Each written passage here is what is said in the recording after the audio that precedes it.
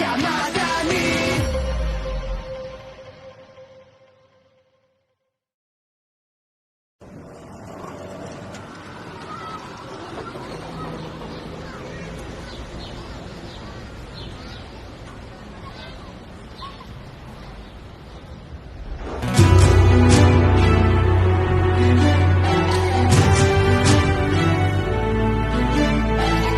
Peradaban kita bangunkan, bina kota, bina insan.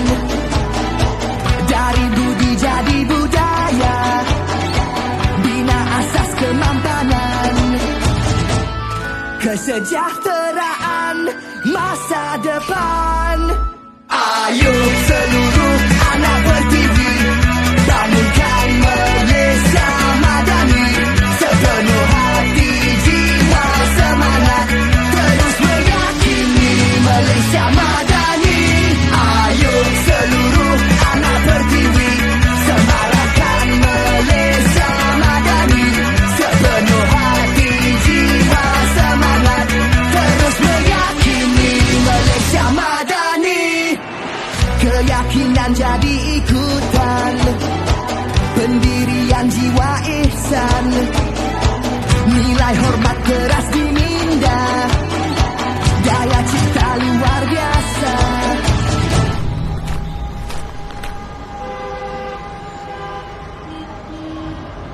Kesejahteraan masa depan. Ayo seluruh anak bertiwi, bangunkan Malaysia Madani. Sepenuh hati, jiwa, semangat, terus meyakini Malaysia Madani. Ayo seluruh anak bertiwi, semarakkan Malaysia Madani. Sepenuh hati, jiwa, semangat, terus meyakini Malaysia Madani.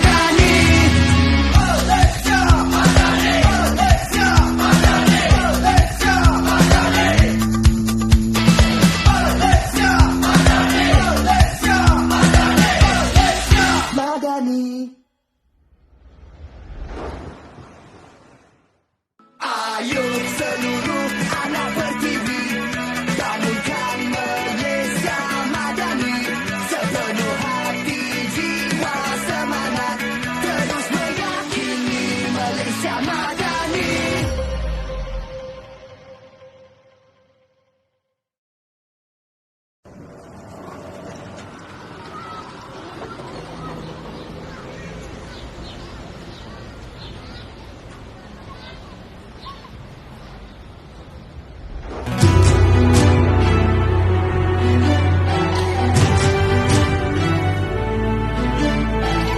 Peradaban kita bangunkan, bina kota, bina insan.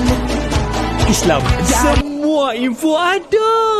Assalamualaikum, kembali bersama-sama dengan kami di Nasional FM. Selamat pagi kami ucapkan ya kepada semua rakan-rakan pendengar. Dan pagi ni untuk rancangan Alpha 102, seperti yang saya umumkan tadi, kita akan membicarakan ya berkenaan dengan kepentingan takwim hijri dalam kehidupan mukmin ya.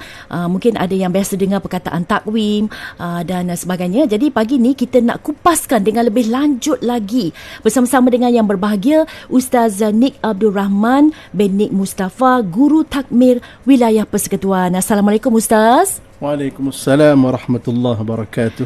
Ya, terima kasih kerana sudi hadir ke Konti Nasional FM Ustaz ya. Ya, terima kasih. Jadi sebagai mukadimah ya, pembuka bicara kita pada pagi Jumaat yang mulia ini, boleh Ustaz kongsikan secara ringkas bagaimana agaknya bermulanya takwim atau kalender hijri ini? Baik, bismillahirrahmanirrahim. Alhamdulillahirabbil alamin. وأفضل الصلاة وأتم التسليم على سيدنا محمد وعلى آله الطيبين وصحبه الغر المحجلين ومن والاهم واتبع هداهم إلى يوم الدين أما بعد. Para pendengar yang dirahmati Allah Ta'ala sekalian, pertama sekali saya merakamkan juga terima kasih kepada Nasional FM kerana memberi peluang untuk kita berbicara satu tajuk yang amat signifikan dalam kehidupan kita, iaitu kepentingan takwim hijri dalam kehidupan mukmin. Lina, untuk makluman, sekarang ini kita berada di bulan Muharram. Dan di peringkat kebangsaan, kita dalam peringkat bulan falak kebangsaan, yang baru dilancarkan oleh Ketua Pengarah JAKIM baru-baru ini. Mana sebulan bulan Muharram ini merupakan bulan falak ataupun bulan astronomi Islam yang akan dipenuhi dengan pelbagai aktiviti dan juga pelbagai kegiatan yang menyemarakkan lagi semangat menghayati ilmu falak itu sendiri. Yang kedua juga suka saya jelaskan juga di sini berkenaan dengan istilah satu perkara yang kadang-kadang orang terkeliru. Takwim ni makna kalender. Dan dari sudut bahasa sebenarnya kita sebut takwim hijri. Bukan takwim hijrah ataupun takwim hijriyah. Yang sebenarnya takwim hijri. Itu istilah yang digunakan pakai sekarang ini dan ia bertepatan dengan kaedah bahasa Arab. Dan juga kalau kita melihat dari sejarahnya juga sebagai muqaddimah kepada takwim hijri ini, takwim hijri ini walaupun kita anggap sebagai secondary berbanding dengan takwim masihi, tapi ia telah digunakan pakai semenjak beratus tahun lamanya. Telah dibuktikan keabsahannya berbanding dengan takwim miladi masihi. Dan kalau para pendengar bertanya, bilakah bermulanya takwim masihi ini, sebenarnya baru sahaja. Okay? Kalau kita sebut dengan perkataan penjajahan. Bila bermula penjajahan, bermula di negara Arab, termasuk pembinaan kota Suez, ini berdasar kepada fakta sejarah, pemodenan ketenteraan Mesir pada masa itu, maka pada masa itu penjajah menetapkan supaya kerajaan Islam menukar tarikh Masihi Hijri dan menggunakan pakai takwim Masihi. Daripada takwim Hijri kepada takwim Masihi. Mana takwim Masihi ini masih baru lagi berbanding dengan takwim hijri yang telah terbukti semenjak beratus tahun. Baik, berbalik kepada soalan tadi, asas kepada takwim hijri ini sebenarnya Al-Quran ada menyebut.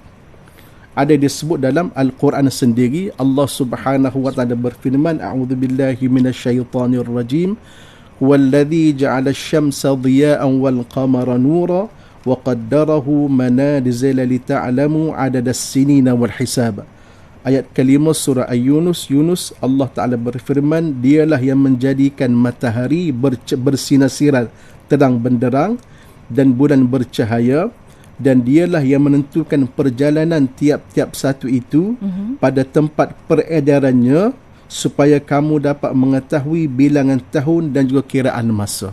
Maknanya Allah Ta'ala menciptakan bulan, Allah Ta'ala menciptakan matahari. Antara tujuannya ialah penentuan tarikh dan juga kalender. Di samping itu juga dalam ayat surah Taubah ayat 36, Allah Ta'ala berfirman, inna iddatash syuhura indallahi 12 syahran fi kitabillah yawma khalaqas samawati wal arda minha arba'atun hurum dhalika ad-din al-qayyim al-ayah. Maksudnya sesungguhnya bilangan bulan di sisi Allah ialah 12 bulan. 12 bulan Muharram, Safar ini bukan daripada manusia yang buat. Itu memang Allah Ta'ala telah tentukan, menciptakannya. Dalam ketetapan Allah, di waktu dia menciptakan lagi langit dan bumi. Di antaranya 4 bulan haram. Okay? 4 bulan haram. Itulah ketetapan agama yang lurus. Maknanya takwim hijri ini dia berasaskan kepada sandaran nas agama dan dalil yang jelas, bukan semata-mata dicipta oleh manusia.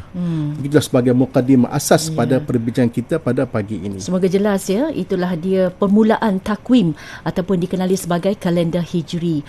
Bagaimana pula Ustaz ya asas-asas dalam penentuan takwim hijri ni Ustaz? Baik, soalan yang bagus juga berkenaan dengan asas penetapan ini. Kalau kita mengkaji tentang kalender, dalam dunia ini banyak kalender. Ada kalender Masihi, ada kalender Hijri, termasuk ada kalender China. Ada kalender juga beberapa lagi tamadun terdahulu. Dan kalau kita melihat ada kalender Thailand, kalender Siam, yang mana dia punya tahun dah banyak dah. Okay? Kebanyakan kalender ini berasaskan pada 2 faktor. Pertama, sama ada berasas kepada pergerakan matahari. Yang kedua, sama ada berasaskan kepada pergerakan bulan. Okay? Kalau berasas kepada pergerakan matahari, inilah yang biasa kita panggil sebagai kalender Masihi. Kalender Masihi Januari, Februari, Mac sampai Disember itu berasas kepada pergerakan tahunan matahari. Sementara dalam kalender Islam ataupun kalender takwim Hijri ini, dia berasas kepada pergerakan bulan. Bulanan pergerakan bulan ini. Okey. Mana pergerakan bulan ini memberi asas kepada penentuan takwim Hijri. Cuma Lin, kalau kita perhatikan kalau kita melihat secara observation, kalau kita pergi kat luar sebenarnya, kedua-dua ini penting. Matahari pun penting, bulan pun penting. Dan kedua-dua objek samawi ini memang memberi kepada kita tentang penentuan masa dan juga tarikh. Cuma agak-agak yang lebih tepatnya ialah bulan. Kerana bulan ini dia ada, ialah daripada naik, terbenam dan terbit dan terbenam, dia ada bentuk dia. Ada fasa dia. Okay? Ada bentuk yang kita panggil sebagai bulan purnama. Ini biasa pada 15 hari bulan, 16 hari bulan. Ada yang kita panggil sebagai awal bulan, anak bulan yang bentuk dia kecil. Ada bulan separa dan sebagainya. Bentuk-bentuk ini kalau kita tak pandai kira sekalipun, termasuklah nelayan, contoh nelayan kita yang pergi ke laut ini, mereka akan berpandu kepada tarikh dan juga pasang surut air berdasar kepada bentuk bulan. Mana bentuk bulan ni, kalau kita perhatikan secara tak langsung sepintas lalu, dia boleh memberitahu kita tarikh. Di manakah hari kita berada. Kita boleh menjangkakan hari bulan, hari bulan Hijri, sama ada 1 Muharram, 2 Muharram, ataupun 7, 8 Muharram, ataupun 15 Muharram, ataupun di akhir Muharram, berasaskan kepada bentuk bulan. Sedangkan matahari kita tak dapat tentukan dengan sepintas lalu. Kita perlukan kepada suatu mungkin kaedah pengiraan ataupun suatu kaedah penentuan yang agak lebih memerlukan 2-3 step proses. Tapi bulan on the spot, kita melihat dia pada waktu malam, kita boleh jangkakan, boleh tentukan tarikh dia. Dan ini yang menarik tentang ilmu falak dah saya sebut sini kan. Ibu bapa kita, para bapa kita yang menjadi nelayan di lautan kan, air pasang menjadi benda utama untuk mereka berlabuh ataupun keluar ke laut. Walaupun mereka tak ada jam, tapi mereka tahu bila air akan pasang dan bila air akan surut. Macam mana? Dengan melihat kepada bentuk bulan. Inilah yang dia menjadi, yang Allah Ta'ala sebutkan tadi, dia menjadikan matahari, menjadikan bulan bukan sia-sia, tapi ada manfaat dia, iaitu pengiraan penentuan berkenaan dengan tarikh dan juga hari bulan.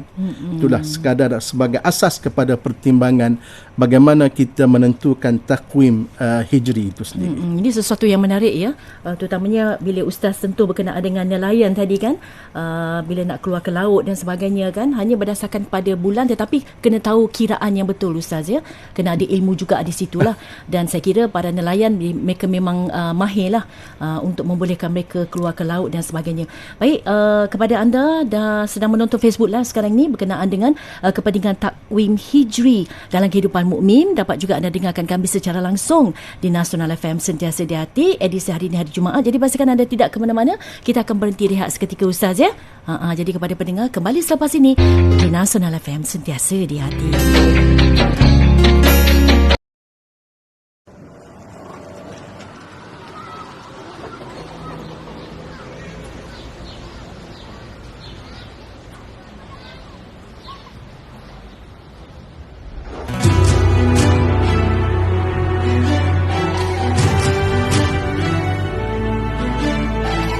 Peradaban kita bangunkan, bina kota, bina insan, dari budi jadi budaya, bina asas kemampanan, kesejahteraan masa depan.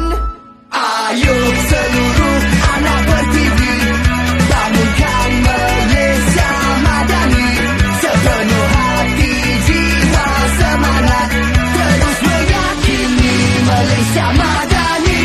Ayo seluruh anak berdiri, semarakkan Malaysia madani, sepenuh hati, jiwa, semangat, terus meyakini Malaysia madani.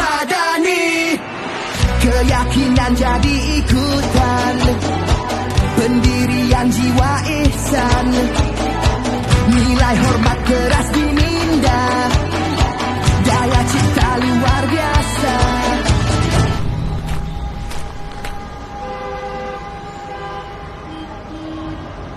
Kesejahteraan masa depan.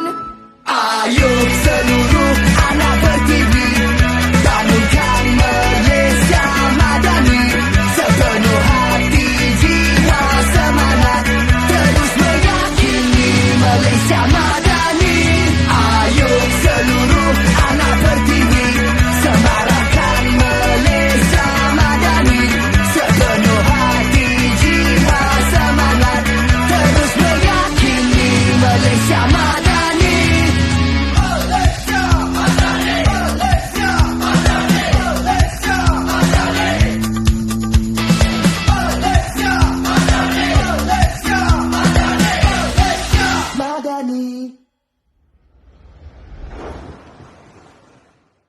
Ayo seluruh anak bertiwi, bangunkan Malaysia madani, sepenuh hati jiwa semangat, terus meyakini Malaysia madani.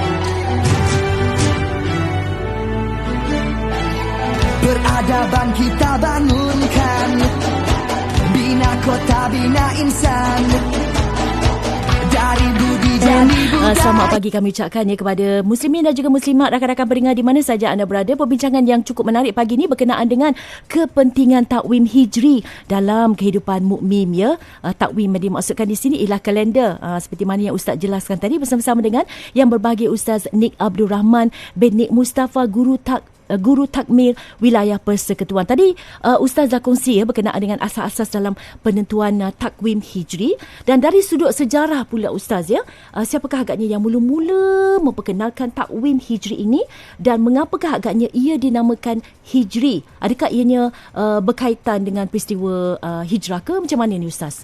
Okey, para pendengar yang dirahmati Allah Taala sekalian, betul takwim hijri dikaitkan dengan peristiwa hijrah Nabi SAW daripada kota Mekah ke kota Madinah.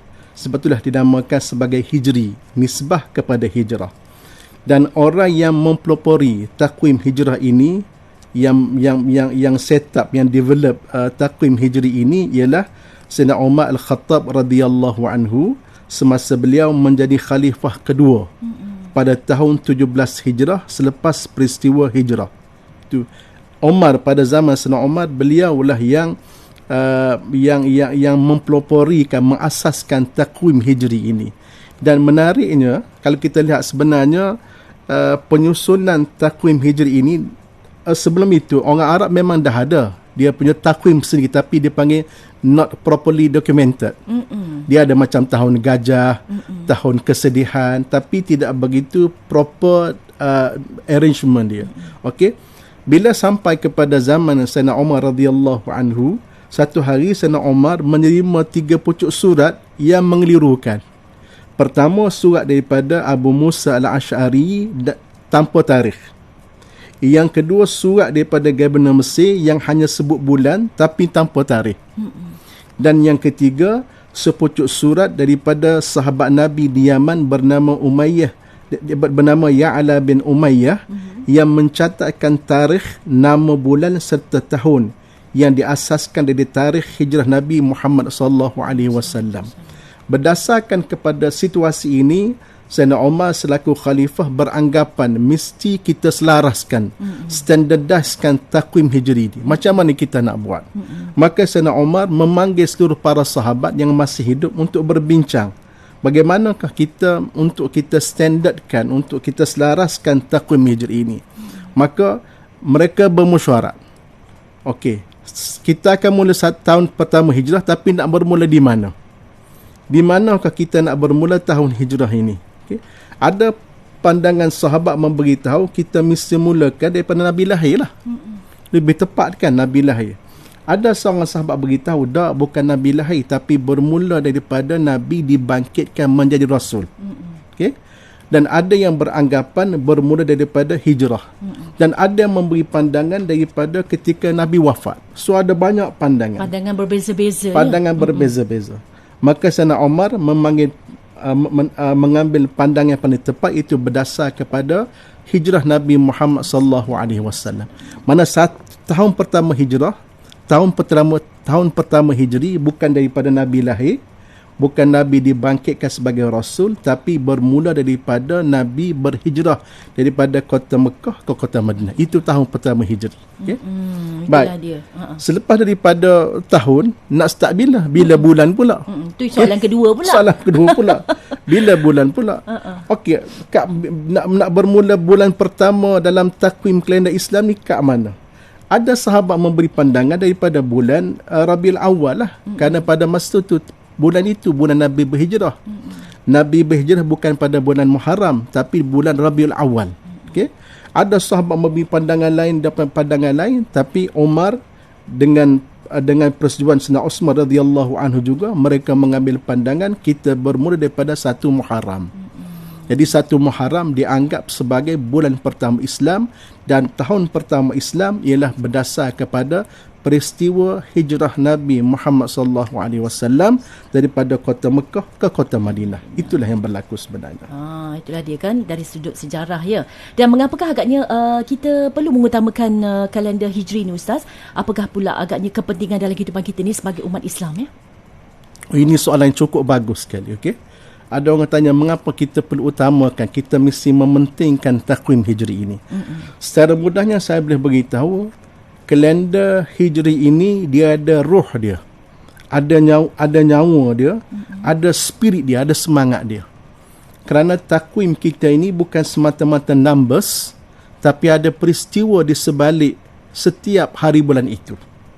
Sebagai contohnya, 1 Muharram baru ni, 1 Muharram 1445, kita menyambut bukan sekadar a new year, bukan sebagai tahun baru, tapi tahun memperingati peristiwa dan pengorbanan Nabi SAW yang berhijrah daripada kota Mekah ke kota Madinah.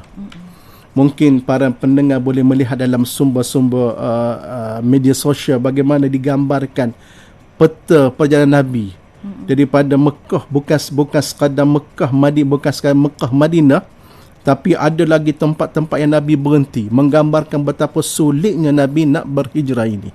Jadi makna 1 hari bulan Muharram bukan sekadar numbers hari bulan, tapi ada hikmah, ada peristiwa di belakangnya itu.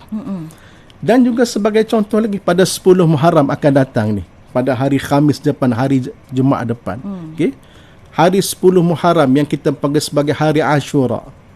Hari itu bukan sekadar hari untuk kita buat bubur Ashura je. Okay? Bukan sekadar untuk kita gotong royong buat makan beramai-ramai sahaja.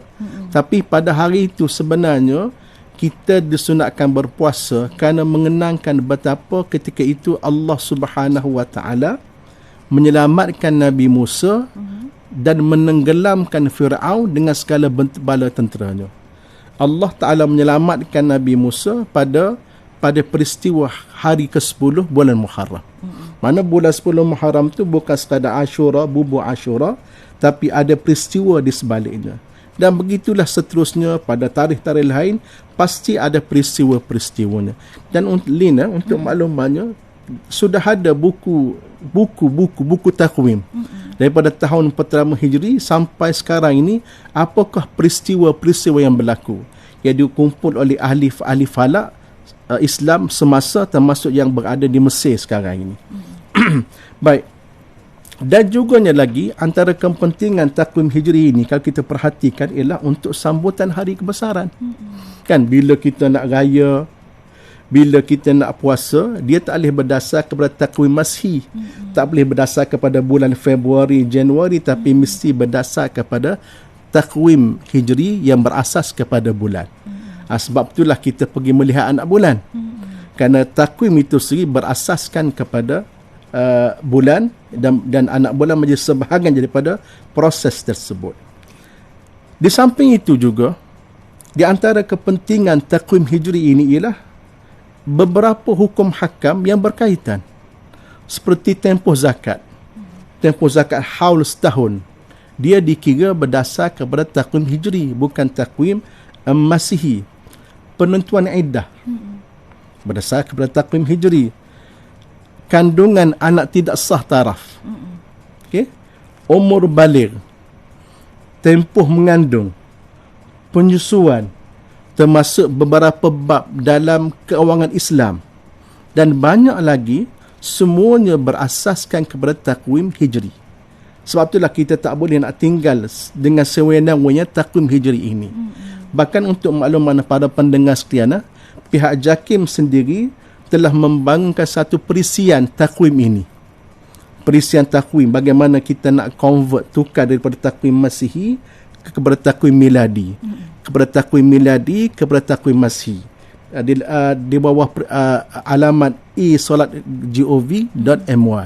Jadi kalau tuan-tuan nak tahu tarikh bila lahir dalam takwim mengikut kalender Islam, bolehlah merujuk kepada aplikasi tersebut. Cuma itulah orang kata, kalau kita kira tarikh kita berdasar pada takwim hijri ini, cepat tua sikit. Sebab hari setahun masih 365. Dalam bulan hijri, dalam takwim hijri ialah 354, 10 hari. Jadi setiap 30 tahun kita akan lebih tua 1 tahun berbanding dengan takwim masih. Sebab itulah kalau kita melihat beberapa agensi kerajaan seperti Pejabat Penyimpan Maha Besar Raja-Raja, Jabatan Agama Islam Negeri, Mahkamah Syariah Negeri, agensi pungutan zakat, lembaga tabung haji dan lain-lain adalah agensi yang terlibat secara langsung dengan penggunaan tarikh hijri dalam merekod atau memutuskan sesuatu hukum ataupun keputusan. Sebab itulah maknanya pentingnya takwim hijri ini dalam kehidupan kita sebagai Muslim, sama ada individunya, masyarakatnya maupun kerajaannya. Semoga jelas ya kepada pendengar-pendengar kita berkenaan dengan kepentingan takwim hijri yang merupakan kalender rasmi untuk umat Islam, digunakan bagi memudahkan ya aktiviti ibadah, termasuklah solat dan meraihkan hari-hari kebesaran lah, seperti mana yang Ustaz kongsikan tadi. Dan takwim ini memang berbeza dengan kalender Masihi kerana takwim menggunakan sistem kamari tulen berpandukan kepada peredaran bulan mengelilingi bumi ya. Mungkin ada sesuatu yang Ustaz nak jelaskan kepada pendengar kita sebelum kita akhiri perbincangan kita pada pagi ini, Ustaz? Baik, sebagai akhirnya para pendengar sekalian, takwim hijri ini tidak boleh dipandang enteng oleh kita semua selaku umat Islam, kerana dia ada kepentingan, ada kaitan yang signifikan dengan kehidupan kita. Dan seperti mana yang saya jelaskan tadi, tidak memang kita perlu merujuk kepada takwim hijri. Kalau tidak sempurna fiqh kita, ibadah kita khususnya untuk kita laksanakan tanpa merujuk kepada takwim ini sendiri. Yang kedua, takwim ini juga menggambarkan betapa hebatnya agama Islam kita dalam ilmu astronomi. Okay? Ilmu ini sudah berumur beratus tahun, telah berangkat umbi dan telah ada datanya. Dan ilmu astronomi Islam ini, ilmu falak ini kita panggil sebagai ilmu falak, telah menjadi rujukan kepada bangsa-bangsa lain dalam memajukan tamadun mereka. Dan akhir sekali kita dapat lihat takwim hijri ini bukan sekadar kalender yang ada hari bulan, tapi ia juga adalah rekod sejarah keagungan umat Islam memerintah dunia selama beratus tahun. Wallahu a'lam.